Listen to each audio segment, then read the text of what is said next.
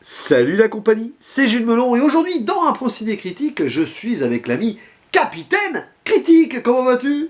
Hola camarade, bien et toi? Ça va super et on va à nouveau parler d'un film d'animation japonais qui plus est, sorti là-bas en 2003 en France, un an après il me semble, le fameux, ou pas, on sait pas trop encore, hein, Tokyo Godfathers ou en VO Tokyo Godfathers. Voilà, bon en gros c'est le même titre mais prononcé à la japonaise. Bravo. Il n'a pas tant marché que ça, en tout cas il n'est pas aussi connu que dans d'autres films. Et oui, c'est l'avant-dernier film du regretté Satoshi Kon qui nous a quitté il y a un peu plus de 10 ans, avant Paprika, là, ce métrage.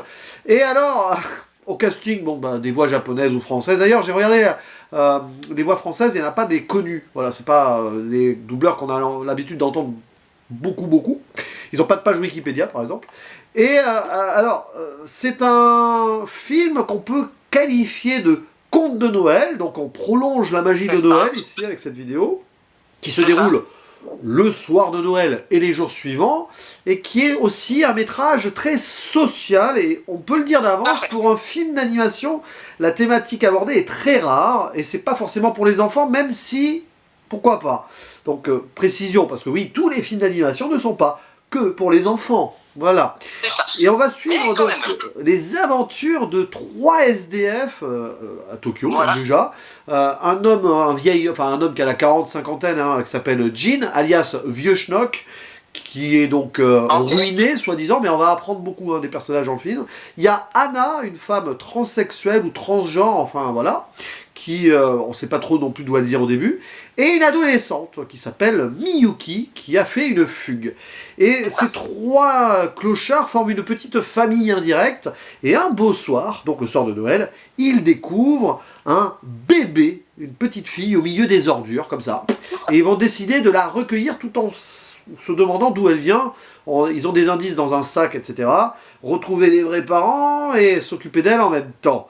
Et il va leur arriver énormément d'aventures en peu de temps, où on va apprendre aussi leur passé. Ils vont être confrontés eux-mêmes à leur passé, tout en se découvrant une nouvelle motivation de vie, parce que là, on voit au début, ils n'ont pas grand-chose à espérer de l'existence. C'est assez riche, oui, le métrage est profond là-dessus, clairement. Et avant d'aller dans les détails, qu'en as-tu pensé, mon cher? Alors, je t'avoue qu'au début, le style graphique était un peu, entre guillemets, gênant, dans le sens où il est assez inhabituel dans ce genre-là. Mais une fois que je m'y suis fait, eh bien, je me suis surpris à beaucoup aimer ce film. Et je le recommande chaudement pour les gens qui ont aimé Perfect Blue et Paprika. Oui, c'est vrai. Et d'ailleurs, sur le style graphique, ça rappelle un peu... Enfin, c'est du Satoshi Kon, hein, clairement. Mais c'est vrai que pour ce genre de film, alors quand vous connaissez Paprika et Perfect Blue, on n'est pas dans le même genre. C'est beaucoup plus réaliste, même si on dira en zone spoiler qu'il y a des choses qui, au-delà du réalisme, voilà. Et c'est un film brutal, je trouve, et à la fois beau, profond, touchant, triste, sombre. Il mélange énormément de sensations, ce film. C'est un film qui va te faire voyager dans les émotions. C'est c'est d'une richesse absolue. Bah, au début, on pourrait avoir un peu peur, il y a un côté un peu cartoonesque au début, ouais. Et qui se noie, on va dire, un peu plus de subtilité, notamment pendant les personnages, même si par moments il y a quelques petites facilités scénaristiques ici et là. Ah mais c'est voulu. Certaines scènes. C'est voulu. Bon, mais c'est voulu, et c'est assez bien agencé, et ça sert le récit, donc on accepte ces facilités. Le rythme est génial, parce qu'on passe à il y a des scènes d'action et tout, des scènes de calme, d'émotion, le final ça part dans tous les sens. Et c'est, comme je le disais en intro, un conte de Noël, donc il faut accepter la part de magie. Si on va dire ça comme ça. Voilà. Et alors les personnages sont brillamment écrits. Ça c'est génial, parce que tu as tes 3 personnages au début, tu sais pas trop, on voit qu'ils s'aiment bien, mais en même temps ils se balancent des vannes. Et on va apprendre tellement d'eux, c'est fou, parce que c'est un film sur le destin, hein, voilà, la petite fille qui apparaît comme ça, comme un ange, grosso modo. T'as l'impression qu'il y a le doigt de Dieu, d'ailleurs il y a beaucoup de symbolismes religieux qui sont à la fois chrétiens et shintoïstes. C'est très fort là-dessus. Et en plus de cela, alors bien écrit les personnages, on expliquera d'où ils viennent dans les spoilers, parce qu'on apprend beaucoup d'eux, et d'ailleurs, pas mal de faux semblants, etc. Et d'ailleurs, l'un d'entre eux, quand même, une femme transgenre dans un film d'animation japonais, alors ça peut paraître fou, mais quand on connaît la culture japonaise, où on voit par exemple pas mal de groupes J-pop, rock, voire même metal, où les musiciens sont habillés plus en femmes, etc. C'est pas si étonnant que ça non plus. Hein. Il y a une... Mais surtout là, c'est traité avec un certain respect, mine de rien, même s'il y a des gens qui n'aiment pas, oui. on va dire, sa façon de vivre, il n'est pas montré comme d'autres films auraient pu le faire. Mothara, c'est rigolo, le personnage est différent. Oui. Non, là, c'est autre chose, c'est plus que ça. C'est un message de tolérance, d'autant plus que ce personnage est le plus émouvant, qui a le plus d'émotions. Et en même temps, on joue sur le côté cliché, faux cliché, avec le côté cartoonesque aussi du personnage. C'est ça qui est drôle. Non, mais ça marche au début. Ouais. Et justement, au début, je t'avoue que c'est pour ça qu'au début, j'avais un peu de mal à rentrer dans l'histoire. Je me demandais si j'avais vraiment aimé, mais je me suis surpris à avoir de l'émotion pour ces personnages-là plusieurs fois dans le film. Et au final, j'ai trouvé que c'était que ça servait le but justement de montrer que oui, on parle de 3 personnes qui vivent dans la rue et ce n'est pas joyeux et ce n'est pas joli cette situation-là. Mais ce n'est pas montré en pointant du doigt justement ces personnages. Justement, c'est fait de manière plus subtile qu'il n'y paraît. Oui, puis en plus de l'écriture des personnages, il y a le contexte social qui est brillant parce qu'on montre un Japon et un Tokyo très sombre, urbain, souvent nocturne. Le Tokyo qu'on n'a pas l'habitude de voir et qui fait une réflexion sur la société japonaise où, oui, c'est vrai, hein, c'est un fait, il y a beaucoup de sans-abri au Japon. Et on le voit pas beaucoup. C'est assez universel, mine de rien, parce qu'il n'y a pas spécialement d'éléments de date, on va dire, qui fait qu'on peut l'apprécier autant en 2020 qu'en 2000 ou que dans le futur. Oui, puis alors, la société japonaise, qui a pas mal de sans-abri, a un petit peu une certaine honte vis-à-vis de celle-là, parce qu'on connaît le côté excellence de la société japonaise, où il faut travailler, réussir, et montrer ça comme ça. À mon avis, le film n'a pas dû être très populaire pour certains Japonais. Enfin, voilà, parce que c'est pas du tout le Japon qu'on a l'habitude de voir, du tout. Et ça montre, voilà, un petit côté cynique et, on va dire, critique de cette, voilà, ce cosmopolite, enfin bref, cette société cosmopolite, enfin pas vraiment, mais du coup, japonaise, où tout doit bien aller, etc. Mais il y a les rejetés, les laissés pour compte, et il y a des scènes qui sont très violentes là-dessus. Bon, il y en a une, sans spoiler, bon, voilà, dans un métro, les gens se détournent leur regard et pincent leur nez parce que ça sent mauvais, mais il y en a une autre, on y reviendra en spoiler, où c'est beaucoup de ménage. Une scène de ménage, pour rester vague. Ah, mais il y a plus que ça, il y a un moment dans la rue, avec un autre SDF plus âgé, oula, on y reviendra parce que ça... C'est cette scène-là, justement, et la scène qui vient juste après derrière... on en reparlera. Ah, il y a des moments violents, il y a des moments qui font réfléchir sur notre rapport à nous vis-à-vis des laissés pour compte. Hein. On voit du sang. Ouais. Ah bah oui. Ah oui, on voit beaucoup de choses. Et puis il y a aussi, à un moment, on voit un yakuza, un mafia local. Enfin, on montre vraiment le côté japonais que... C'est pas non plus exagéré, ça reste crédible malgré tout. Et c'est ça, et dans le cinéma japonais, tu le vois pas forcément tout le temps. Je pense à Takeshi Kitano, qui est quand même un réalisateur très social au Japon, qui met le doigt parfois sur les soucis de la société japonaise, et là, Satoshi Kon, à mon avis, il a voulu se faire un peu plaisir. Après, l'avantage de l'animation, c'est que tu peux justement aller plus là-dedans, il y a beaucoup de gens qui accepteront plus facilement parce que c'est un dessin animé que si ça avait été en live action. Mais, alors justement, avant d'aller dans la zone spoiler, film d'animation, oui, mais il aurait presque pu fonctionner en film live action, sauf sur certaines scènes de poursuite, évidemment, là, voilà. Mais parce qu'on a ce typique film de Noël qui peut faire penser à La vie est belle d'une manière ou d'une autre, enfin, qui aurait pu, le scénario, et même l'écriture des personnages d'ailleurs, aurait pu fonctionner en live action. Je pense que la fin ça aurait été trop gros si ça avait été en live action. Oui, d'une manière ou d'une autre, pas faux. Mais est-ce que tu as autre chose à rajouter? Ah oui, il y a la musique qui est sympa, d'ailleurs, il y a l'hymne à la joie à la fin, en version, dans le générique, en version un peu folk japonais. Il va falloir qu'on parle du générique. Ouais, ça...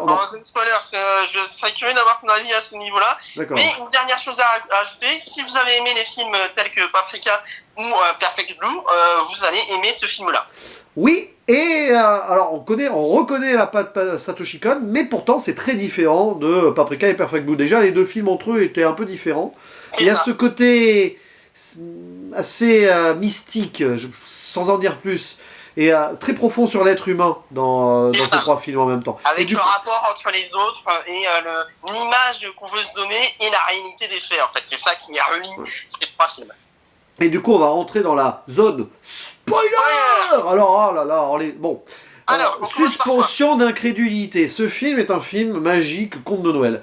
Le métrage joue sur le destin, le hasard. Alors évidemment, si vous cherchez le réalisme là-dessus, vous allez décrocher. Parce que, clairement, les personnages... Non mais, ils voient toute leur vie défiler pendant le film parce qu'ils sont reconnectés à leur passé par des gros concours de circonstances qui paraissent grossiers, mais c'est assumé. Oui, on va dire que c'est un peu comme... allez, on va rester vague pour les gens qui n'auraient pas vu la vidéo sur Pieces of a Woman. C'est un peu comme la facilité de la scène de fin de Pieces of a Woman. On se dit, ouais, allez, moi aussi, allez. C'est pas non plus si incohérent que ça. On va dire que ça tombe bien. Ouais, puis alors voilà, du coup, on apprend que, en fait, le passé de ces personnages, ils n'ont pas forcément tout dit entre eux, notamment, surtout le vieux schnock, Jean, qui se prétend machin, mais qui en fait était quelqu'un qui avait trop abusé des jeux et qui avait abandonné sa famille. Mais d'ailleurs, ce qui est très fort, c'est que ces 3 personnages, alors que la plupart des SDF, quand même, ils ont été rejetés par les leurs et par la société, eux, ils ont fait, entre guillemets, le choix de fuir quelque chose. C'est ça, et c'est plus subtil en fait qu'il n'y paraît justement, parce que en soi, on arrive à comprendre les choix de ces personnages sans forcément adhérer à cette approche, mais le film arrive à nous les faire comprendre. Et donc on a envie qu'ils s'en sortent, et lorsqu'ils se séparent, mais qu'ils arrivent à se retrouver, pareil, les retrouvailles, c'est un peu facile par moment, mais je me suis surpris à avoir l'émotion lorsque nos 3 héros se retrouvent après les disputes. T'as l'impression que Tokyo, c'est un petit village de 200 habitants, quoi. C'est un peu ça, Mais bon, ça marche. Et puis, le fait que ces 3, donc, de leur plein gré, aient quitté cette société, ils ont fait un rejet pour vivre là, mais on va leur offrir une deuxième chance. Et c'est là, il y a l'intervention divine du destin de Noël avec ce petit enfant qui, bon, là, vous avez... Ça m'a presque rappelé les rois mages, enfin... Oui, il y a de ça aussi, mais tu vois, par exemple, tu parlais justement tout à l'heure, la scène d'action avec les voitures et le vélo, cette scène-là, en live action, ça aurait pas passé. Ah oui, à la fin, mais ils doivent mourir 4 fois, les personnages. Ah, mais et surtout le coup du vent qui permet à Anna, justement, de sortir. Alors, la fin, c'est l'intervention divine, à la fin, hein, clairement. Oui, juste à nuit. Mais tu vois, je trouve que c'est plus subtil que Klaus, par exemple, en termes d'évocation du vent, justement, à ce niveau-là. Mais alors... Techniquement, c'est pas cohérent. C'est ça, c'est une question qu'on peut se poser. Est-ce que Tokyo Godfathers est un film religieux? Oui et non, en fait. C'est marrant parce que t'as quand même la magie de Noël à la fin. D'ailleurs, bon, on va revenir sur le personnage du vieux SDF parce que c'est clairement une allégorie du Père Noël. Ah, j'avais pas pensé à ça. Ah oui, le deuxième. Oui, non, celui qui meurt, le vieil homme. Oui, d'ailleurs, on ne sait pas au final qui c'est. Bah justement, on a l'impression que soit c'est Dieu, soit c'est le Père Noël. Bah, on va en parler maintenant. Parce que, bon, il meurt, bon, d'accord. Mais surtout, il laisse derrière lui un petit sac rouge. D'ailleurs, au moins, à la fin, on ne saura jamais ce qu'il y a au bah des si. photos dans le sac. On le sait. Non, ce que je veux dire par là, c'est qu'on ne verra jamais nos 3 héros regarder l'intérieur du sac. Mais oui, parce que dedans, il y a un ticket de loterie gagnant. Donc, c'est comme si le Père Noël, ou Dieu, leur avait offert, à la fin, ils ont réussi toutes les étapes. Voilà, vous pouvez maintenant vous racheter une vraie vie plus luxueuse. Enfin, je n'avais pas interprété. C'est marrant parce que tu peux te poser la question, c'est à la fois Dieu et le Père Noël, le vieux SDF. Et puis tiens, d'ailleurs, puisqu'on parle de cette scène... Justement, le fait de voir les ados les frapper, c'est ce que je parlais de la scène de ménage. Ils disent on fait rien, on fait le ménage. Ouais, mais alors, cette scène montre que la société japonaise n'assume pas ces SDF, c'est terrible, c'est très corrosif, c'est violent. Et puis, en plus, petit brûlot envers la jeunesse, hein, une jeunesse très désabusée, entre ces jeunes qui frappent là par hasard, mais parce qu'à mon avis, ils veulent se défouler de quelque chose d'autre, et celle qui a fugué, l'adolescente. Mais alors, ça m'a rappelé Orange Mécanique d'ailleurs. Hein, c'est un peu je n'ai toujours pas vu, il faudrait que je vois. Ah ouais, mais c'est voilà, violence gratuite envers les démunis, ok. Mais alors, oui, c'est une scène qui est violente et qui est terrible, qui fait réfléchir. Puis oui, il y a la mort dans le film, donc le vieil homme, celui qui se fait tirer dessus dans la fête des mafieux, là. Et le fait qu'on apprenne que Anna a le sida. Oui, voilà. Bah. Alors, ça, vous allez me dire, un peu cliché, elle est transgenre, transsexuelle, elle a le sida. Bon, mais ça marche ici parce que ça passe de manière naturelle et Ouais. c'est pas incohérent en soi. Ce n'est pas comme dans d'autres films, on va dire, à ce niveau-là, où les clichés sont pas forcément bien utilisés tout le temps. Ouais.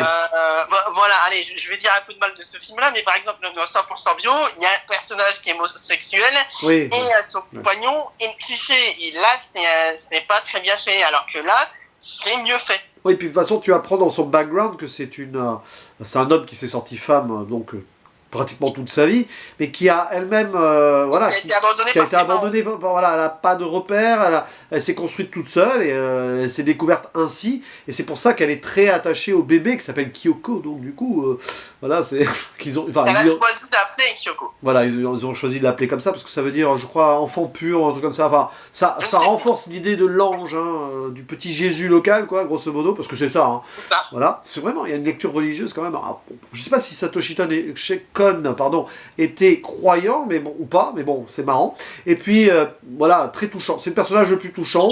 Ah, Et- moi, j'ai bien aimé les trois. Ouais, les trois. Et puis bon, l'adolescente qui quand même s'est enfuie parce qu'elle a poignardé son Elle a père. poignardé son père, voilà, c'est ça. Le fait qu'elle le retrouve d'ailleurs dans le métro en face d'elle, on se dit, ah oui, d'accord.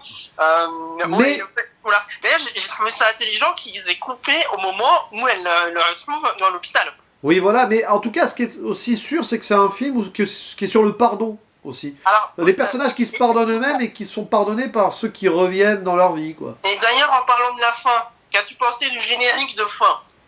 C'est quoi? Avec la ville qui danse derrière, là. C'est ça, c'est quoi? Qu'est-ce qu'il Bah, fait là? c'est particulier. C'est que, en fait, peut-être qu'avec cette histoire, parce qu'ils ont sauvé quand même un enfant et tout, et ils vont devenir les parrains à la fin. D'ailleurs, c'est pour ça, hein, Tokyo Godfathers, le titre limite spoil la fin, mais on peut pas savoir comment elle la spoil. Bah, la fin, Comment j'avais il est trouvé spoilé intelligent, j'avais trouvé intelligent justement le discours entre l'inspecteur qui dit, et on ne sait pas à ce moment-là que c'est le père de la fille, qui parle aux parents et qui dit je préfère vous prévenir, c'est des sans-abri, et la mère qui dit quelle importance, ils ont sauvé notre enfant, Bah oui. on peut les remercier. Et d'où la fin. La fin, c'est du happy end improbable, et du coup, t'as la ville qui danse, voilà, ça... C'est ça, mais je trouve justement que ça m'a un peu sorti du truc. Oh, je à sais ce pas. moment-là. C'est un effet visuel, alors t'as un peu l'impression que c'est Bah, le destin, ça, c'est le live destin action. qui s'amuse à la fin, qui est content d'avoir donné de la joie à ces personnes Ça. qui faisaient partie Ça, prenante en de la live action. ville, et du coup t'as le décor et tout qui a vu ces personnages évoluer, qui dansent en mode ouais voilà c'est bien, tout est bien, qui finit bien pour eux, et ça Bon, rapporte ça, un peu de tu vois. joie dans la société japonaise. Et ça, tu vois, en live action, ça l'aurait pas fait. Voilà, Ah on bah aurait non, continué mais- Inception avant l'heure. Ouais, Mais, c'est vrai que c'est un peu ça. Ouais. Bah, d'ailleurs, c'est drôle que tu dis ça parce que pour beaucoup de gens, Inception a été inspiré par le Paprika de Satoshi Kon. D'ailleurs, Christopher Nolan avait cité ce film dans ses influences. Donc, Donc, c'est drôle. comme quoi, ça serait, Peut-être que, hein, alors tiens, peut-être que Christopher Nolan avait vu Tokyo Godfathers et qui, en voyant danser les immeubles à la fin, il s'est dit oh, faudrait voir les dates qui est sorti avant le. ah oui, Justement pour voir lequel des deux est sorti après. il est sorti 7 ans avant Inception ce film, donc oui. Ah bah comme quoi, peut-être. Ah. Mais- Non mais bon voilà. Et puis une dernière chose en zone spoiler, c'est que dans le background de Anna, donc le personnage transgenre, il y a du Almodovar quoi, avec Cabaret et tout. Donc voilà, je sais pas là aussi si c'est inspiré Alors- du cinéma de Pedro Almodovar, j'en sais rien. Et ce qui paraît dernière petite chose que j'ai plutôt bien apprécié étrangement là-dessus, justement la relation entre le père et sa fille. Mais bon, déjà le chat qui n'a appelé Ange Mangel, en subtilité on repassera. Mais ce que j'avais bien aimé, c'est lorsqu'elle voit dans un journal après qu'elle ait recroisé son père dans le métro, un petit mot en disant Ange est revenu. Eh oui, bah c'est ça, bah l'ange est revenu, l'ange est là hein, dans le film. Hein. C'est Voilà, vraiment, il y a c'est, une lecture allégorique religieuse, à mon avis, tu peux faire des... De toute façon, les films de Satoshi Kon qu'on a vus, parce que là du coup on en a vu 3 sur les 4 longs métrages, hein, je parle parce qu'il a fait aussi des trucs, peut-être qu'un jour on parlera de Millennium Actress du coup. Ah, avec Mais- plaisir. Alors, il y a une richesse de sous-lecture dans tous les sens dans les films de Satoshi Kon, et même là où ça a l'air un peu moins barré que Perfect Blue et Paprika, bah en fait, bah pas C'est tant... plus subtil que ça. En fait, c'est très très riche et complexe aussi. Voilà, mais Voilà. complexité des êtres humains, des émotions. Puis cette famille, voilà, c'est une famille hein, qui se sont créés eux-mêmes, ils se sont choisis. Une famille recomposée en plus en un sens. Et puis au final, ils arrivent quand même à pardonner leur vie d'avant pour pouvoir vivre la vie qu'ils ont choisi de vivre. Hein. C'est un peu ça. Et n'hésite pas à se dire les choses. Il y a des scènes quand ça se passe bien, on sent qu'il y a quand même une certaine joie de vivre par moment. Oui. Que tout n'est pas noir en tout blanc, mais n'hésite pas à se dire les choses quand ça ne va pas. Et ça, c'est plutôt bien trouvé. C'est ça, parce que bon, pour conclure la zone spoiler, grosso modo, ici, on voit donc la jeune adolescente, c'est la fille, le vieux schnock, c'est le père, et Anna, c'est la mère. Hein, c'est ça. Voilà. Et puis la petite sœur, du coup, recueillie, mais bon, finalement, elle sera rendue à ses vrais parents, parce qu'il y a aussi l'histoire de la fausse mère qui veut se suicider. Bon, il y a beaucoup de choses, hein, on pourrait parler pendant des heures. La thématique du suicide, on ne l'a pas évoquée en zone spoiler. Très japonais. Hein. Et pareil, au début, je me suis demandé si le fait que Anna parle de si c'était elle la mère, elle se serait jetée au-dessus d'un pont, et qu'on voit en arrière-plan une femme justement qui tente de le faire, je me suis demandé si c'était montré de manière cartoonesque, et du coup on n'allait pas voir la suite et on allait passer à autre chose, ou si on allait se centrer là-dessus. C'était assez intéressant en termes de mise en scène, mine de rien. Ouais, oui, c'est vrai. Ben, du coup, on va là refermer la zone spoiler. Et fini. Et du coup, conclusion sur ce film très riche, très humain, très difficile à analyser comme ça à chaud, mais très passionnant. Tokyo Godfathers de Satoshi Kon. Qu'en as-tu pensé, du coup, sur le plan final avec la note, etc., mon cher capitaine? Je recommande chaudement ce film et je lui mettrai un bon 8 sur 10. Pareil, 8 sur 10, et c'est marrant parce que comme Paprika et Perfect Blue, c'est des films, tu les as vus une fois, tu te dis... Waouh! Et il faut les revoir, clairement. C'est ça. Mais même Tokyo Godfathers, qui a l'air beaucoup plus simpliste, mais comme on l'a dit dans la zone spoiler, en fait, oh là là, il y a tellement de couches humaines de lecture et d'émotion et de réflexion sur le côté conte de Noël, etc., et la société japonaise, que c'est un film qui est riche, comme les deux autres, et j'imagine que Millennium Actress ne nous décevra pas quand on en parlera, parce que je vois pas pourquoi d'un seul coup ce film serait différent. Mais c'était l'art de Satoshi Kon qui malheureusement nous a quittés trop tôt. Paix à son âme. Et oui, paix à son âme, et franchement, n'hésitez pas, oui, moi 8 sur 10 aussi, hein, pareil, on vous le recommande tous les deux, et n'hésitez pas en commentaire à dire ce que vous pensez de ce film si vous l'avez vu. Ou les autres films du réalisateur aussi. Et les autres films du réalisateur, parce que franchement, voilà, quelqu'un qui avait un grand talent, qui nous aura au moins offert 3 très belles œuvres qu'on a vues là déjà tous les deux, et probablement une quatrième. Et il a aussi fait des courts-métrages, je crois, ou des épisodes de séries à découvrir, pourquoi pas. C'est pas impossible, qu'il faudra voir à l'occasion. Mais en tout cas, et puis des mangas aussi, enfin je sais plus, à vérifier, mais il a eu une carrière très riche hein, dans sa jeune vie, du coup, dans sa vie qui n'a pas malheureusement pu être aboutie. En tout cas, merci beaucoup, capitaine, pour ce talk impro ciné critique. Merci à toi de m'avoir proposé de voir ce film-là aussi. Oui, ça fait un moment qu'on avait envie de le voir. Et du coup, il ne reste plus qu'à nous faire le mot final. À la prochaine. Ciao.